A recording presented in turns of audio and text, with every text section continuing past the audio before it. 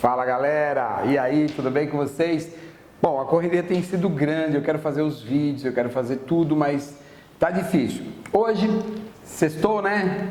E aí eu tenho que entrar numa reunião. Antes dessa reunião, lógico, casual day, aí você tira aquela coisa do peso, da obrigatoriedade de estar melhor vestido, e aí você vai começar o seu final de semana, né? É o pré-final de semana. Mas tem uma discussãozinha aí muito interessante.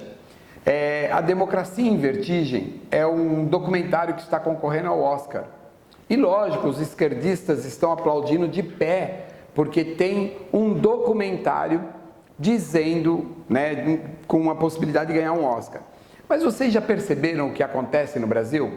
Nós tivemos aí alguns filmes brasileiros concorrendo ao Oscar, mostrando a realidade das favelas, mostrando a realidade dos bandidos, e isso enaltece os cineastas, os pseudos artistas, dizendo assim: nós estamos lá concorrendo a um Oscar.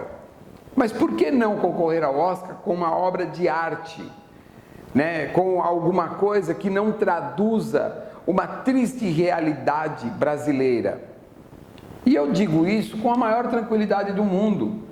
Eu gostaria que o Brasil estivesse sendo indicado a um Oscar por um documentário de alguma coisa positiva e não negativa. Não há motivos para os esquerdistas estarem aplaudindo de pé ou o pessoal da direita estar se revoltando por esse documentário. Porque é muito triste para nós brasileiros sermos mostrados de uma forma tão rasgada, tão aberta. Infelizmente, é como dizer a verdade de cada lugar. Então é assim, todas as cidades são muito bonitas. Se vocês pegarem, vamos colocar uma cidade, Cabo Frio, no Rio de Janeiro. Nossa, é uma cidade turística, ela é bonita, mas ela tem o seu lado pobre que é escondido para que as pessoas não vejam. Então, todas as cidades têm isso. Os seus países também têm. Os Estados Unidos tem o seu gueto.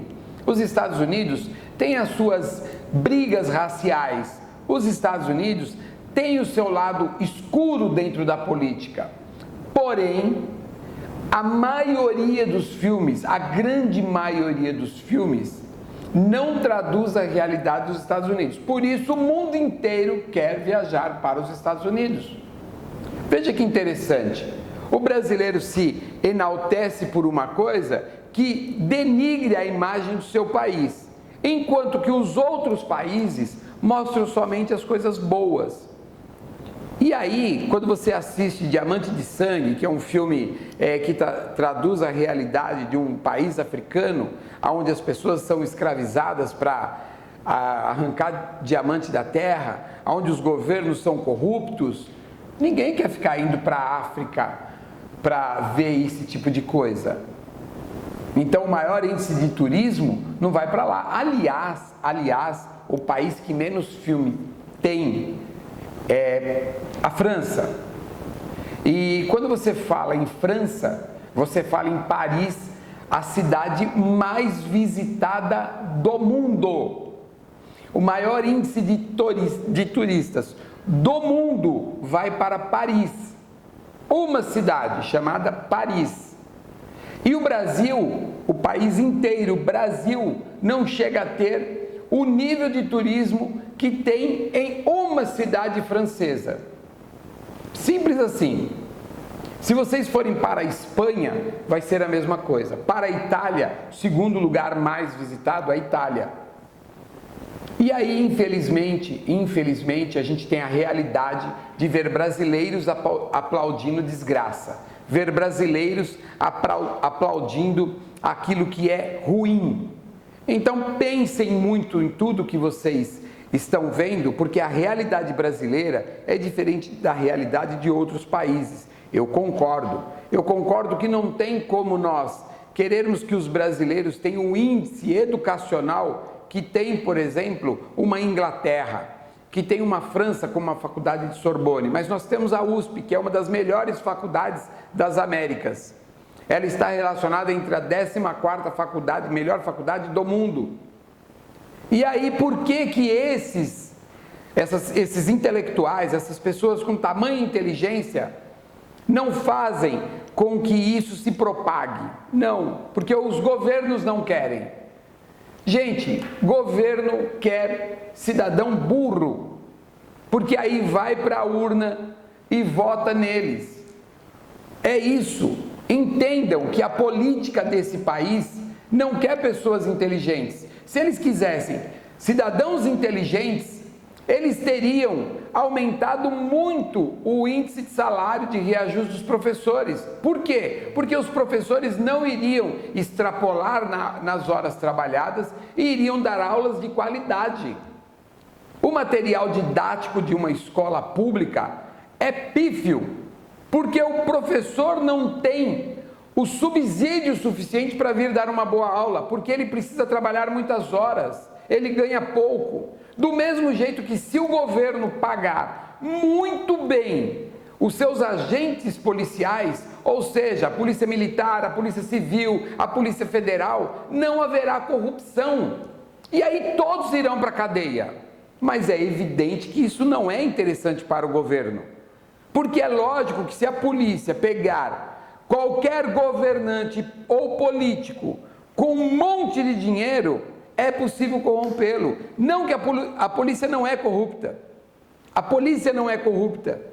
Infelizmente, ela é mal remunerada. E aí ela cai no descaso de falar, quem sou eu para ver algo contra o político? Aí só vem a Polícia Federal tentando pegar os políticos. Gente, existe uma coisa nesse país que é o descaso. É o descaso com a educação, é o descaso com a saúde, é o descaso com a segurança pública. E isso é política.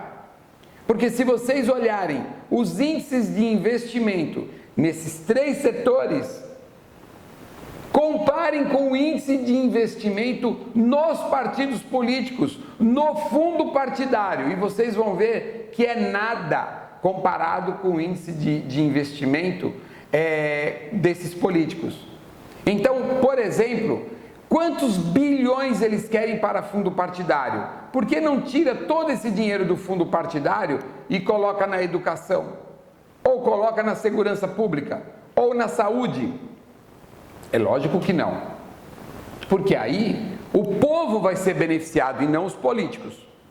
Então fiquem muito espertos, porque as mídias, elas só trazem as informações, tanto de direita quanto de esquerda, que conduz a cabeça da população para a urna positivamente, ou seja, ou vota em um ou vota no outro, e não procura se informar em não procura haver novas possibilidades.